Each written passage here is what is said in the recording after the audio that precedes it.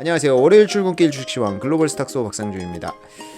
오늘은 대체 공휴일이죠. 그래서 아마 출근하시는 길에 들으시는 분들이 이렇게 많지는 않을 것 같은데, 아무래도 이제 한 주를 준비하면서 듣는 거다 보니까 저희가 이제 월요일 출근길 주식시황이라고 해도 한 주간의 이제 지난주에 이슈들을 좀 정리해보고 한 주를 준비해보자 이런 의미이기 때문에 월요일날 좀 그대로 올려드리고요.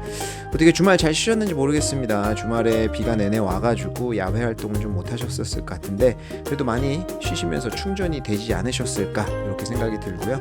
지난주부터 좀 한번 살펴볼까요? 지난주에는 그렇게 많은 경제 지표가 있지는 않았는데 사실 지난주 한 주가 저는 개인적으로 굉장히 길게 느껴졌습니다. 아무래도 출장 다녀와서 그런 것도 있기는 하겠지만 지난주에 뭐 부채 한도 협상이라든지 여러 가지 이슈들이 좀 있었어요. 그리고 이제 목요일 날에는 FOMC 회의록이 발표가 됐는데 거기에서 저는 조금 그런 생각을 했습니다.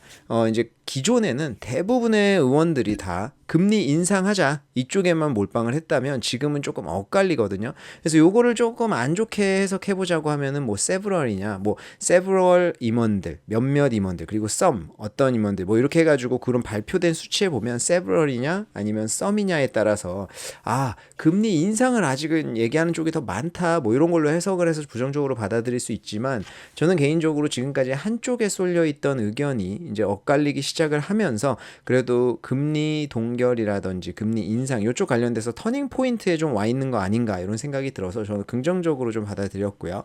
그리고 금요일 날 개인 소비, 개인 소득, 내구재 주문 뭐 이런 것들이 다 발표가 됐는데 개인 소비 예상치보다 좀 잘 나와서요. 예상치가 0.4% 증가했는데 0.8%로 잘 나온 편이고 개인 소득도 예상치만큼 0.4% 나왔습니다. 그리고 내구재 주문 같은 경우에는 오히려 하락할 것으로 예상을 했지만 1.1% 증가를 했습니다. 그렇기 때문에 사실 지표 같은 경우에는 그렇게 나쁘게 나오지는 않았는데 금요일도 사실은 지표가 그렇게 증시에 영향을 주지 못했어요. 지난주 금요일 증시가 굉장히 많이 올랐는데 지난주 금요일 증시에 영향을 준 것은 아무래도 부채 한도 협상이 아닌가 싶습니다. 일단은 지난주에 부채 한도 협상이 이슈가 좀 많이 됐었으니까 요거부터 좀 이야기하고 시작을 할게요. 너무 많은 일들이 있었어가지고 이제 쭉 정리를 하면 결론부터 말씀드리자고 하면 토요일 날 밤, 현지 시간으로 토요일 날 밤에 잠정적으로 합의가 됐어요. 그래서 이번 주에 이제 증시에 어떻게 반영이 될지는 좀 봐야겠지만 여러 가지를 거쳐서 합의가 됐다. 이제 잠정적으로 이렇게 좀 보시면 좋을 것 같고요. 지난주 초반에 이제 그 영국 신용평가 회사죠. 거기서 피치에서 미국 장기 외환 신용 등급 요거를 AAA 그리고 부정적 관찰 대상으로 지정을 했습니다. 근데 이게 뭐 부정적 관찰 대상이라고 하는 게 지금 일시적으로 앞으로 어떻게 될지 모르겠다라고 하는 그런 안 좋은 시그널이기는 한데 저는 요걸 상대적으로 조금 더 안 좋게 받아들였었던 이유가 2011년도에 이런 비슷한 위기가 있었을 때 그때도 S&P에서 이제 그 신용 등급을 부정적 관찰 대상으로 넣고 4개월 뒤에 신용등급을 강등했거든요. 그렇기 때문에 이거는 어찌 보면 신용등급 강등을 염두에 두고 하는 시그널이라고 생각을 해서 저는 좀 안 좋게 생각을 했는데 그래도 2011년도랑 조금 다른 점을 생각한다고 하면은 2011년도는 8월 2일인가요? 그때가 이제 만기 딱 그 재무부에서 주어진 시한이었었는데 그 X데이트에 딱 맞춰서 이제 진행을 했다는 거 그런 게 좀 부정적이었는데 지금은 6월 1일이었다가 지난 주 후반에 이제 옐런 의장이 6월 5일까지도 괜찮을 것 같다 이렇게 이야기를 하면서 시한이 조금 늘어났었는데 그 시한 전에 이루어진다는 거 그런 게 조금 다른 거긴 한데 지켜봐야 될 것 같고요. 그리고 이제 그 로이터 통신에서 주 초반에 이제 중반 정도 됐었던 것 같습니다. 그때 부채 한도 증액 협상 관련돼서 거의 이제 뭐 잠정 합의 수준까지 왔다 뭐 이런 얘기가들이 나왔었는데 그 당시에 제가 조금 우려했던 점들이 있었냐 어떤 게 있었냐 하면은 이제 공화당에서 핵심적으로 주장을 하고 있는 게 2024년 예상 책정의 기준치를 2022년 수준으로 낮춰라 이렇게 얘기를 했거든요. 그러니까 2024년부터 바로 이제 그 삭감을 하라는 얘기겠죠. 근데 이제 그 메카시 그 공화당 의장이 항상 하는 말이 이제 뭐 개인도 카드 한도를 초과를 하면 지출을 줄여야 하는데 정부도 그렇게 해야 되지 않겠냐 심플하다 이렇게 얘기하는데 사실 진짜 심플한 건 아니죠. 왜냐하면 이제 그 한도 증액을 안 하면 지금까지 쓴 지출을 일단 지급 불가능하니까 바로 디폴트가 나는 거 아니겠습니까? 그렇다 보니까 쉬운 문제는 아닌데 이게 지금 지출을 삭감을 하고 하는 포인트가 조금 저는 그 당시에 문제가 된다고 생각을 했었어요. 연방정부 지출 같은 경우에는요, 의무 지출하고 재량 지출 두 가지로 나눠져요. 의무 지출이야 뭐 여러 가지 이제 책정되어 있는 어쩔 수 없이 지출을 해야 되는 부분이니까 건드릴 수가 없는 거고요. 재량 지출 부분을 자세히 쪼개 보면 방위 지출이 한 50% 정도 차지를 하고요. 그다음에 기타 지출이 뭐 국토안보라든지 교육, 공공 헬스케어, 개업 복지 부분에 들어가는 내용들이 좀 많이 있거든요. 근데 지금 같이 뭐 우크라이나랑 러시아 계속 전쟁하고 여러 군데에서 전쟁들 터지고 내전 터지고 이런 신냉전 시대라고 할 수 있는 이런 시대에 방위 비용을 지출할 수는 없잖아요. 그러니까 재량 지출의 나머지 부분, 요게 이제 한 700억 규모, 700억 달러 정도 규모가 되는데 요거에 대해서 지금 삭감을 어떻게 할 것이냐, 요게 지금 계속 얘기가 되는 거잖아요.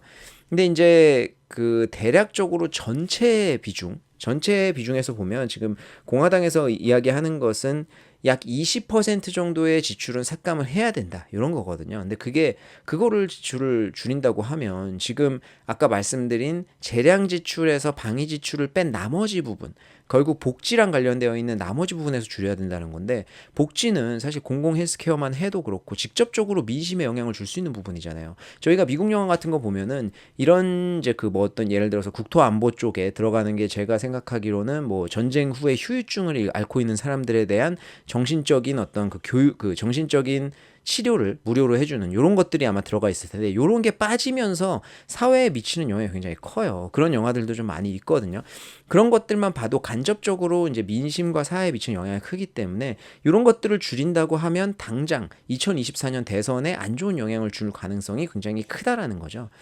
그리고 또 이제 요 기회에 공화당에서 지금 지출 말고 우리가 기존에 얘기했던 것들에 대해서도 한번 걸고 넘어지자, 이렇게 얘기를 할 수 있잖아요. 그래서 그 외에 이제 이야기하는 것들이 에너지 또는 뭐 채굴, 이제 그런 이제 에너지 채굴 관련된 허가 관련된 것들, 그리고 이제 코로나 이제 팬데믹 때 관련된 이제 그 펀드를 많이 늘려놨거든요. 이제 지출하는 이제 그 예산을. 근데 이 예산 중에 사용 안 한 것들 있잖아요. 그런 거 폐지에 관련된 것들.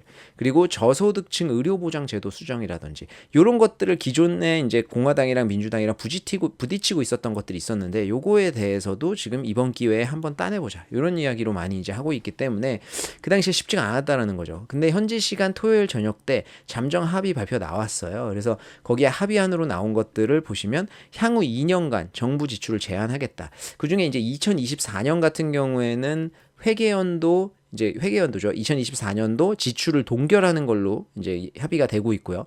25년부터 이제 예산 증액에는 상한을 부과하겠다, 뭐 이렇게 얘기를 한 거예요. 그리고 이제 연방 정부의 복지 수혜자 근로 여건, 그러니까 복지를 주되 근로를 시켜야 되고, 뭐 이런 이제 공화당은 좀 근로에 대해서 좀 강화하는 면들을 계속 밀어붙이고 있거든요.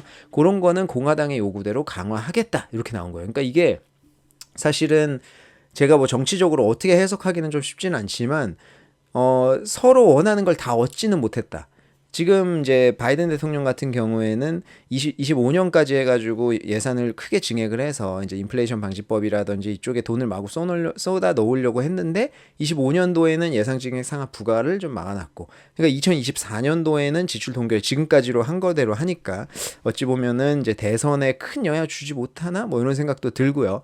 이제 공화당 입장에서는 기존에 이제 이야기하고 있던, 제가 아까 말씀드렸던 뭐 에너지 채굴이라든지 저소득층 의료 보장이라든지 본인들이 기존에 밀고 있었던 거에서 어느 정도 따냈으니까, 그리고 표면상으로 이제 예산 정부 지출 삭감은 맞잖아요. 25년도기는 하지만, 그렇다 보니까 메카시 의장 같은 경우에도 본인이 이제 어렵게 하원 의장이 되면서 이제 그 공화당의 대표가 되면서 이제 내걸었던 그 정부 예산 지출 삭감이라든지 이런 것들에 대한 공약은 표면적으로는 어느 정도 지켰다. 그래서 조금 체면상 둘이 조금 어느 정도 균형을 좀 잘 찾은 것 같기는 하는데, 요 안을 가지고 이제 그 수요일 날 하원 투표를 할 예정입니다. 그래서 거기에서 이제 공화당 강경 의원들이라든지 발언을 하면서 나 이거 도저히 받아들이지 못하겠다라고 했을 때는, 수요일이면은 지금 31일이잖아요. 그러니까 31일이니까 기존에 얘기했던 6월 1일 디폴트 바로 전날이고 6월 5일까지 간다고 해도 사실은 더 추가적인 협상을 하긴 쉽지 않은 상황이기 때문에 이날은 무조건 통과가 돼야 된다, 이렇게 저도 생각을 하고 있거든요. 그래서 수요일 날 지금 잠정적으로는 합의됐지만 수요일 날 실질적으로 통과 딱 돼야지 좀 안심할 수 있지 않을까 싶고요.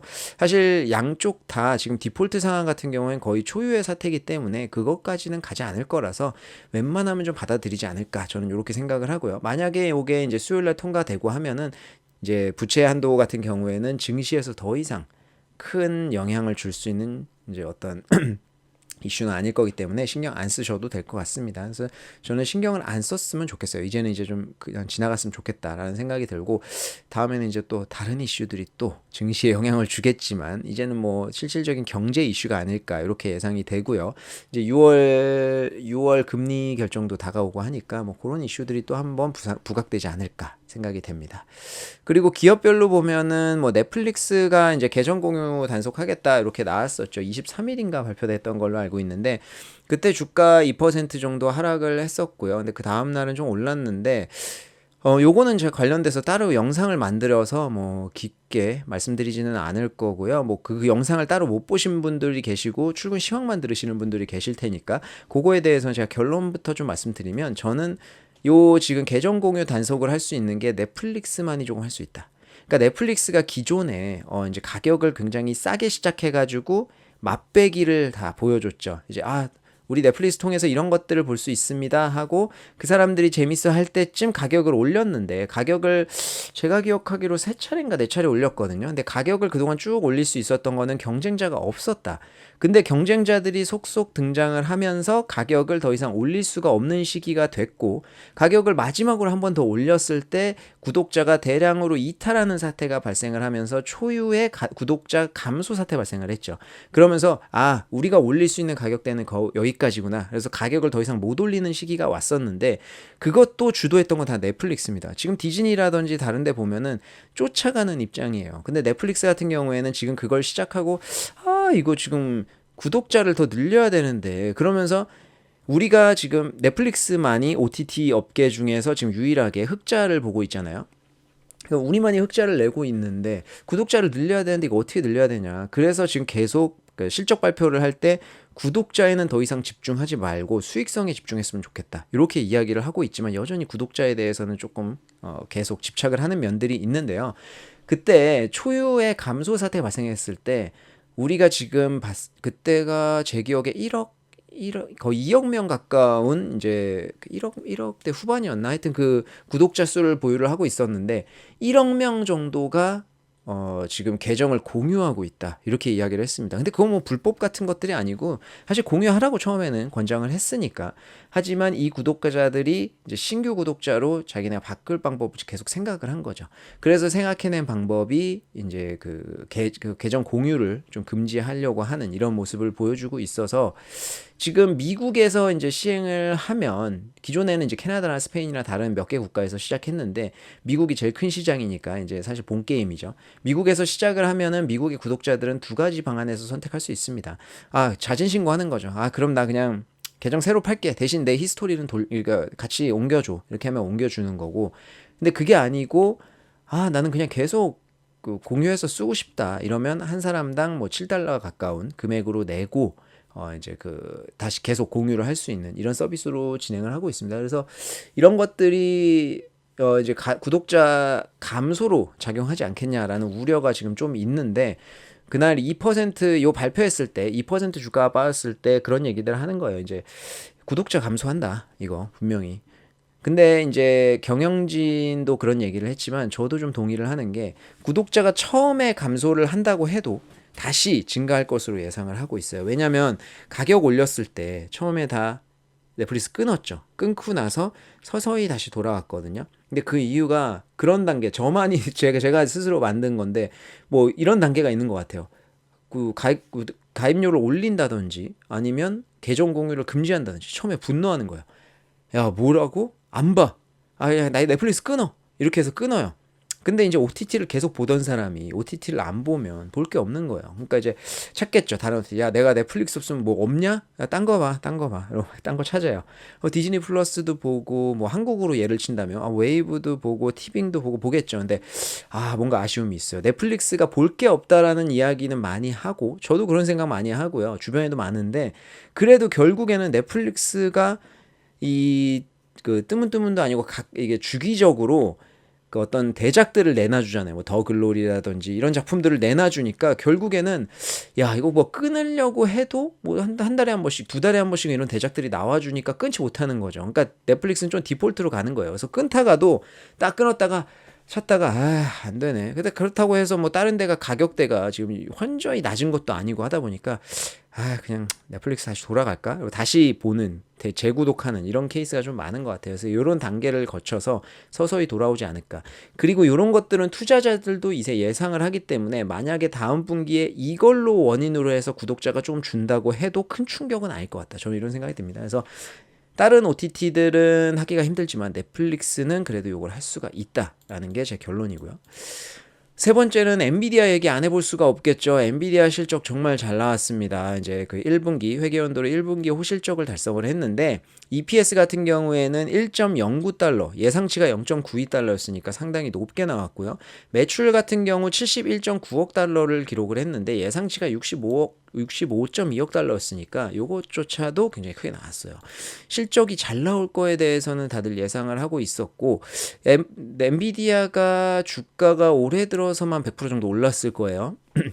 그래서 AI 관련돼서 엔비디아가 잘할 것 같다라고 예상은 하고 있었고 챗GPT가 이제 이슈화가 된 거는 뭐 작년 말 올해 초 돼서 이제 본격적으로 이슈화가 됐으니까 이제 관련돼서 수혜를 볼 거는 알았는데 실적이 이번에 찍힐 거는 사람들이 예상 못했던 거죠.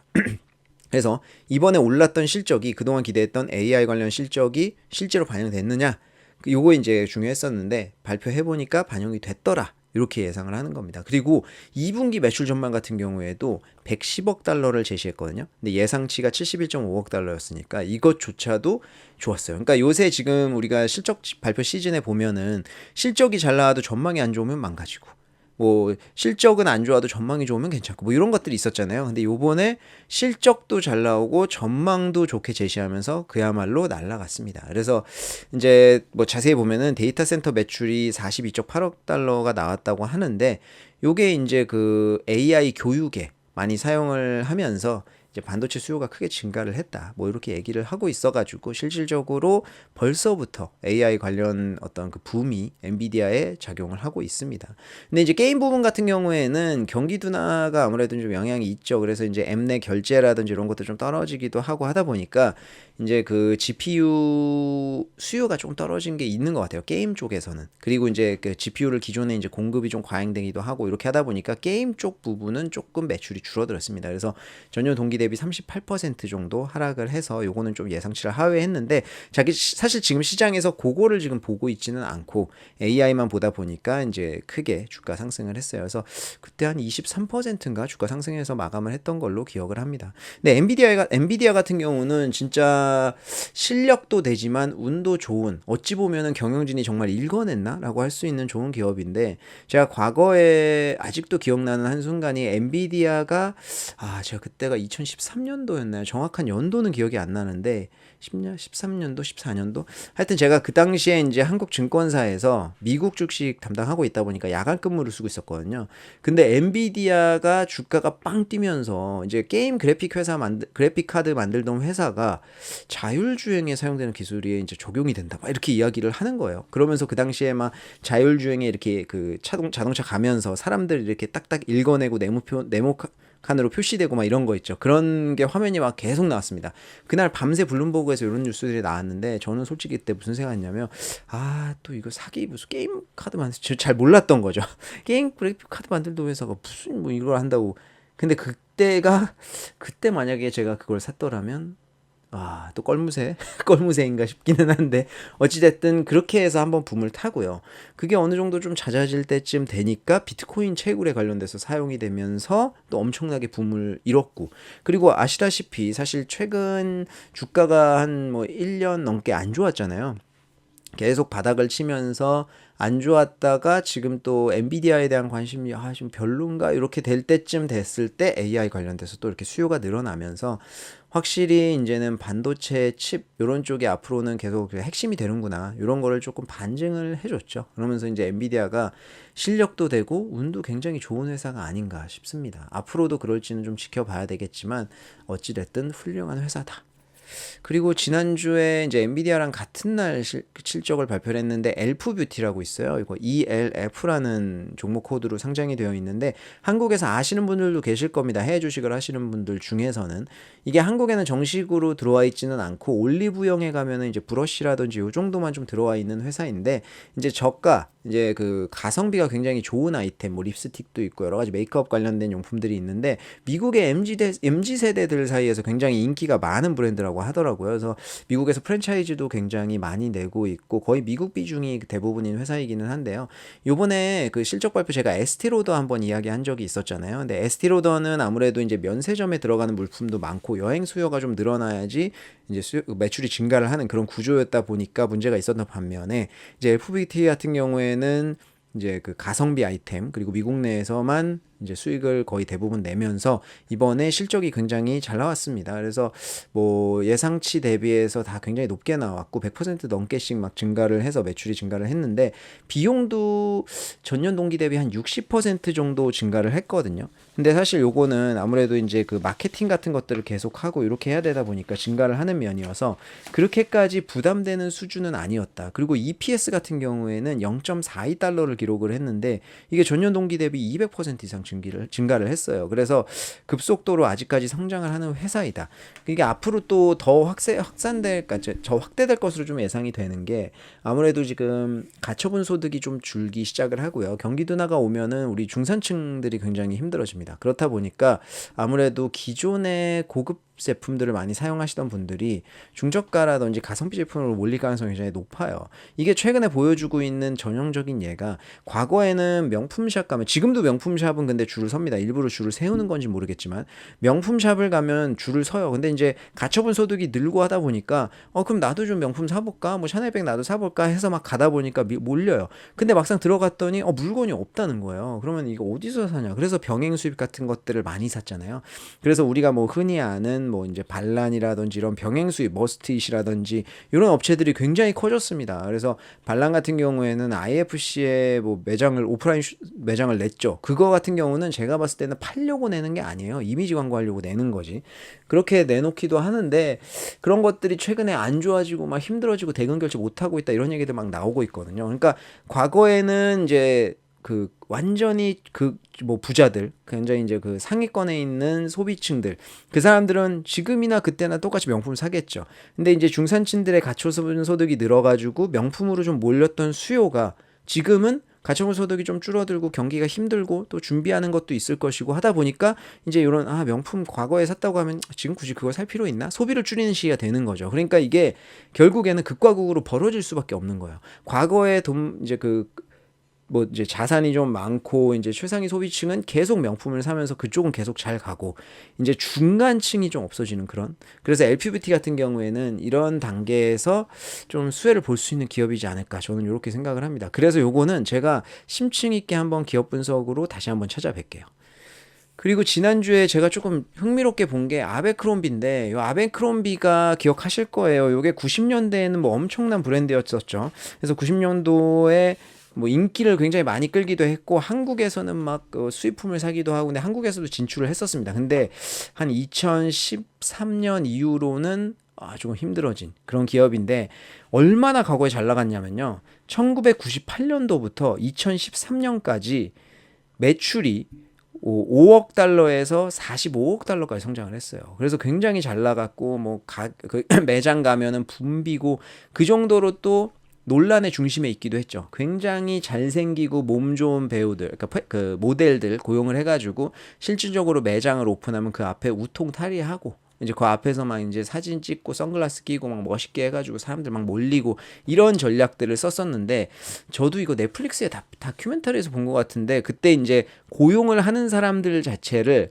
뭐 흑인은 안 되고 백인 중에서 뭐 몸매 좋고 막 이런 그런 기준이 좀 있었어요. 그래가지고 그런 걸로 이제 인종차별이나 뭐 이제 그런 외모지상주의 이런 것들로 좀 논란의 중심에 있었던 그런 브랜드인데 뭐 지금은 인기를 많이 못 얻었죠. 왜냐면 그 당시에 뭐 제 방송 들으시는 분들 중에서 저랑 비슷한 연령대가 많을 것 같은데 뭐 아베크롬비 앤 피치 요 브랜드를 딱 하면 생각나는 게 잭 에프론 아시죠? 그 저기 뭐 그 제가 지금 영화 제목이 기억이 안 나는데 배드 네이버, 그 배드 네이버인가? 그런 막 이제 재밌는 영화들 있어요. 제가 잭 에프론을 되게 좋아하기는 하는데 잭 에프론이 딱 입고 나오는 옷을 딱 생각하시면 되거든요. 그런 이미지의 전형적인 옷들이었어요. 근데 그게 이제 한물 갔죠. 사실 패션이라는 게 항상 트렌드가 도니까. 근데 최근에 그래서 저는 사실 아베크로미 피치가 이제 사실 끝났구나. 저는 상장 폐지되지 않았냐 이런 생각을 했는데 이번에 실적 발표를 했는데 호실적을 발표하면서 30% 주가 급등했습니다. 그날만. 근데 그동안 너무 많이 죽어 있었으니까 요게 갑자기 호실적을 발표했다는 거에 놀라기도 했죠. 왜냐하면 오히려 적자 날 걸로 예상을 했거든요. 근데 이제 흑자를 기록을 하다 보니까 다들 놀랬는데 그 전략에 지금 완전히 이제 그 패션 트렌드를 바꿨다고 하더라고요. 과거에는 특정 인물로만 좀 이렇게 대표되는 이런 패션 트렌드였다고 하면은 지금은 약간 유니클로 같이 베이식한 그런 패션 아이템들이 많이 있다라고 하거든요. 그래서 제가 요거 이제 한국에는 거의 매장이 없어요. 그래서 이번에 이제 뭐 외국 갈 기회가 좀 되면은 가서 좀 찍어와 볼까 합니다. 그래서 실질적으로 잘 되고 있는지, 그래 정말 이제 안에 있는 옷이라든지 이런 것들이 많이 바뀌었는지 기회가 되면 그건 제가 한번 좀 찍어 올게요. 요렇게 턴어라운드 하는 기업 같은 경우에는 관심을 좀 가질 필요가 있거든요. 그래서 요거는 저도 관심을 갖고 좀 팔로우 하도록 하겠습니다. 그리고 마지막으로 누리호 3차 발표했죠. 누리호 3차가 발표해가지고 다음날 위성이 5개밖에 연락이 안 된다 뭐 이런 뉴스가 있어가지고 뭐 반쪽 분이 뭐 성공이다 뭐 이렇게 했었는데 8개가 결국 다 연결이 됐습니다. 지금 누리호 발사에서 이제 중요한 것이 소형 위성이라고 저는 보는데 우주 산업이 이제 소형 위성이 주도하는 산업이 됐거든요. 왜냐하면 우주 산업 지금 뭐 아르테미스 계획 해가지고 달에 인류 보내고 화성 가고 이런 거 다 있지만 솔직히 얘기해서 와닿지 않잖아요. 근데 저희가 지금 우주 산업에서 제일 와닿고 돈이 되는 산업은 첫 번째로 소형 위성, 두 번째는 지금 관광이거든요. 뭐 버진 갤럭틱 같은 경우에는 뭐 관광 시행, 뭐 이제 올해 시행하고 뭐 이런 얘기 계속 나오고 있으니까. 근데 소형 위성 같은 경우에는 저궤도, 이제 우리가 흔히 아는 그 우주 정거장 있잖아요. 우주 정거장이 저궤도에 떠 있는데 그 저궤도 내에서 돌면서 우리 내비게이션이라든지 이런 것들을 더 이제 지금보다는 더 클리어하게 좀 보여줄 수 있는 이런 그 내비게이션 뭐 기상 관측 이런 데 다 사용이 되는 거거든요. 그래서 소형 위성은 굉장히 많이 띄우고 있어요. 근데 이제 우리가 우주 산업 하면은 제일 먼저 생각을 하는 게 스페이스X 요거밖에 없죠. 근데 그 밑에 이제 ULA라고 요거는 보잉이랑 이제 나사랑 같이 해가지고 만든 회사가 있는데 요거는 사실 조금 오래된 기업이라서 지금 누적 발사 건수로 치면은 스페이스X 다음이기는 한데요. 요거는 스페이스X보다 한참 전에 생긴 회사니까 좀 뭐 국유 기업 같은 느낌이라고 해야 되나? 좀 제외를 하고 스페이스X 다음으로 많이 쏘는 기업이 로켓랩이에요. 근데 스페이스X 같은 경우에는 지금 대형 로켓이잖아요. 그래가지고 이제 싣고 가는 위성들도 많고 하지만 이게 버스가 아니다 보니까 본인들이 원하는 궤도에 딱 들어가면 거기서 위성들을 쫙 풀어주는 거예요. 그래서 소형 위성을 쏘는 기업들 같은 경우에는 뭐 큰 기업이 아닌 기업들도 많은데 버스처럼 어디 정거장에 우리 여기 원하는 데에다가 내려주세요가 안 되다 보니까 어찌 보면 울며 겨자 먹기로 이제 한 군데다 다 위성을 뿌려야 되는 이런 상황이 되는데 로켓넷 같은 경우에는 아무래도 발사 건수가 지금 30몇 건 정도 되는데 성공률이 90%가 넘어요. 이게 스페이스X랑 성공률은 비슷한 거거든요. 근데 스페이스X는 훨씬 뭐 200번 넘게 훨씬 많이 쐈으니까 좀 다른 얘기기는 한데 로켓랩은 소형 로켓만 다루고 있습니다. 그렇다 보니까 본인 그 기업들이 원하는 정확한 지점에다가 쏴줄 수가 있는 거예요. 그리고 이제 소형 로켓들을 쏘니까 최근에 이제 굉장히 커지고 있는 산업하고 딱 부합이 되기도 하죠. 그래서 저는 이제 로켓랩을 과거에도 한번 소개한 적이 있는데 누리호 3차 관련돼 가지고 좀 연관되는 기업이기도 해서 오늘 좀 이야기를 해봤고요. 로켓랩이 좀 궁금하시다고 하면은 제 동영상 올라가 있는 거 한번 보시면 좋을 것 같습니다. 자, 이번 주에는 이제 지표 발표가 좀 있는데 중국 같은 경우에는 수요일 날 이제 공식 제조 PMI가 있고요. 이게 전월 49.2로 좀 부진하게 나왔어서 이번 달에도 잘 나올지 좀 궁금합니다. 예상치는 사실 그렇게 높지는 않은 것 같아요. 그리고 이제 같은 날 미국은 이제 구인구직 채용 공고 있고요. 그리고 이제 목요일 날 중국의 차이신 제조 PMI가 있어요. 이게 중국은 이제 공식 제조 PMI랑 차이신 제조 PMI가 있는데 공식 제조 PMI는 뭐 대형 기업들 뭐 이제 그리고 국유 기업들 뭐 이런 기업들이 좀 많이 포함이 되어 있고요. 차이신 제조업 같은 경우에는 이제 민간 기업이라든지 수출 기업 이런 기업들 중소형 기업들이 많이 있어가지고 뭐 그런 좀 차이가 있다라고 보시면 될 것 같은데 요것도 지난달에 여전히 49.5로 부진했습니다. 그래서 중국의 이제 PMI 지수가 리오프닝을 하고 잠깐 반짝 잘 나왔다가 지금 좀 안 좋게 나오고 있어가지고 지금 정부의 어떤 지원이라든지 이런 것들이 있을지 계속 관심이 좀 집중되고 있는 상황이고요.